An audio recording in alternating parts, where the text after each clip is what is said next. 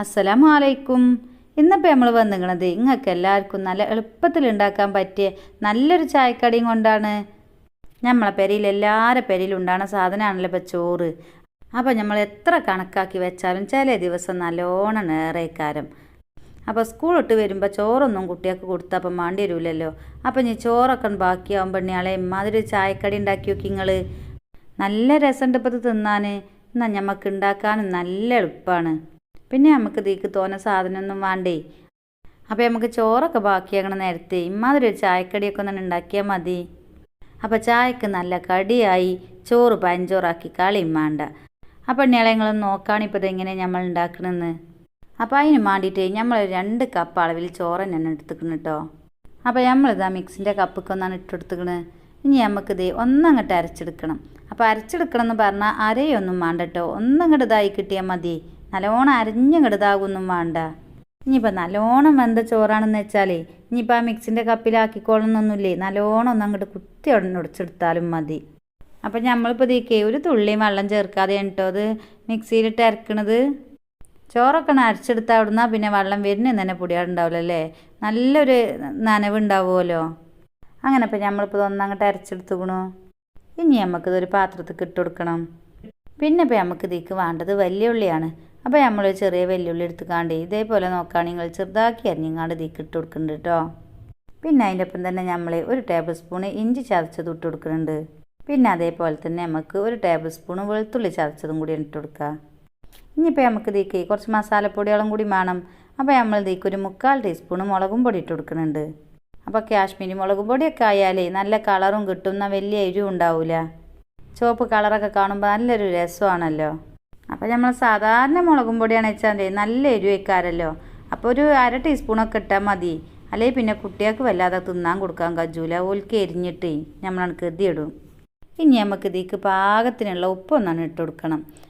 അപ്പോൾ ഉപ്പ് തോനെയൊന്നും വേണ്ട കേട്ടോ. ഇതിലേക്ക് പാകത്തിന് ഇട്ട് കൊടുത്താൽ മതി. പിന്നെ മല്ലിച്ചപ്പിൻ്റെ ഇല ഉണ്ടെന്ന് വെച്ചാൽ അതൊരു നുള്ളു ഇട്ട് കൊടുക്കുക. കറിവേപ്പിൻ്റെ ഇല ഉണ്ടെന്ന് വെച്ചാൽ അതും ലേശം ഇട്ട് കൊടുക്കുക. അപ്പോൾ കറിവേപ്പിൻ്റെ ഇലൊക്കെ ഇട്ട് കൊടുത്താൽ ഒരു പ്രത്യേക രസം തന്നെയാണ് മാതിരി ചായക്കടിയൊക്കെ. അപ്പോൾ നമ്മൾ ഏതായാലും അതൊക്കെ ലേസിച്ചാണ് ഇട്ട് കൊടുത്തുക്കണം കേട്ടോ.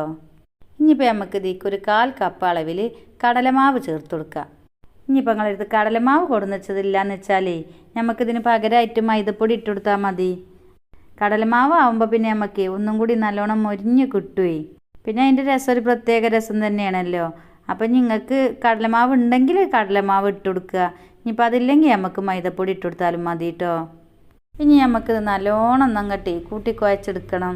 നമ്മളിപ്പോൾ ഇതിലേക്ക് വെള്ളമൊന്നും പാരാതെ തന്നെ കണ്ടില്ല നിങ്ങൾ. ഒരു പാകത്തൊരു അയവായി വന്നില്ല ഇപ്പോൾ ഇത്. നമ്മൾ ഉള്ളിവടയൊക്കെ ഉണ്ടാക്കണ ആ കോലത്തിൽ തന്നെയാണ് ഇപ്പോൾ ഇതേ.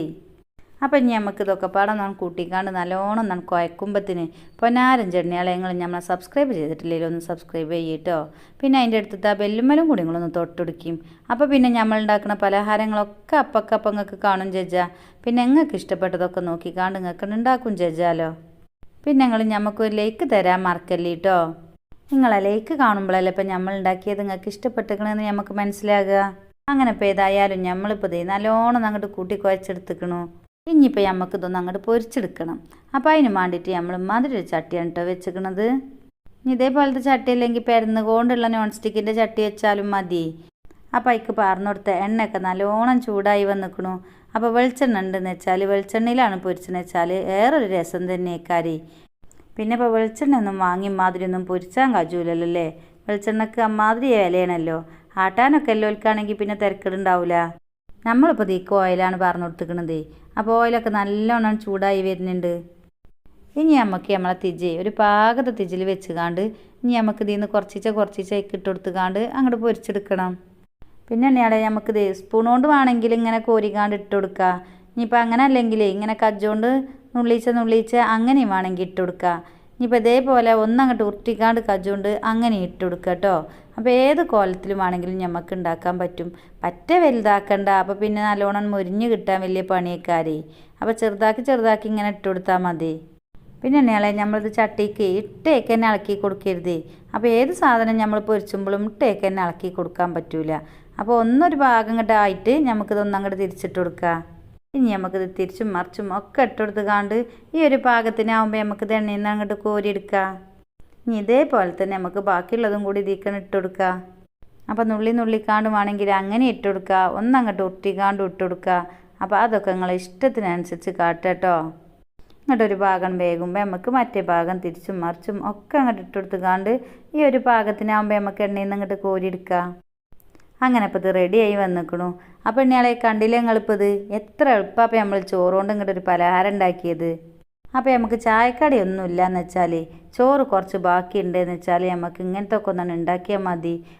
അപ്പോൾ നമുക്കിത് നല്ല എളുപ്പത്തിൽ ഉണ്ടാക്കാൻ പറ്റും. നമ്മളെ പെരയിലുണ്ടാകുന്ന സാധനം തന്നെയല്ലേ ഇപ്പോൾ നമ്മൾ ഇതിലേക്ക് കൂട്ടിയിട്ടുള്ളൂ. നല്ലോണം മൊരിഞ്ഞുകാണ്ട് കറുമുറു എന്ന് പറഞ്ഞ കോലത്തിൽ തന്നെയാണ് ഇപ്പോൾ ഈ പലഹാരം വന്നിക്കണേ. അപ്പോൾ നിങ്ങളെല്ലാവരും ഇപ്പോൾ ഇതൊന്നാണ് ഉണ്ടാക്കി വെക്കോണ്ടി. തോനെ ചിലവൊന്നുമില്ലല്ലോ, തോനെ പണിയില്ലല്ലോ, നിങ്ങൾക്ക് എന്തായാലും ഇഷ്ടപ്പെടും. അപ്പോൾ നമ്മളെ ചായക്കടി നിങ്ങൾക്ക് എല്ലാവർക്കും ഇഷ്ടപ്പെട്ടിക്കണമെന്ന് വിചാരിച്ചു. ഇഷ്ടപ്പെട്ടാൽ നിങ്ങൾ ഞമ്മക്കൊരു ലൈക്കും തരും. പിന്നെ സബ്സ്ക്രൈബ് ചെയ്യാതെ നിങ്ങൾക്ക് അങ്ങനെന്ന് വെച്ചാൽ ഒന്ന് സബ്സ്ക്രൈബും ചെയ്യും. പിന്നെ നിങ്ങൾ ഉണ്ടാക്കി നോക്കിക്കാണ്ട് നമ്മുടെ അഭിപ്രായങ്ങൾ പറയാൻ മറക്കരുത് കേട്ടോ. അപ്പോൾ ഇൻഷാ അല്ലാഹ് ഇനി നമ്മൾ ഇതേപോലെ നിങ്ങൾക്ക് എല്ലാവർക്കും ഉണ്ടാക്കാൻ പറ്റിയ നല്ല എളുപ്പമുള്ള പലഹാരം കൊണ്ട് വരുന്നുണ്ട്. അപ്പോൾ അതുവരേക്കും നമ്മളെ എല്ലാ പ്രിയ കൂട്ടുകാരും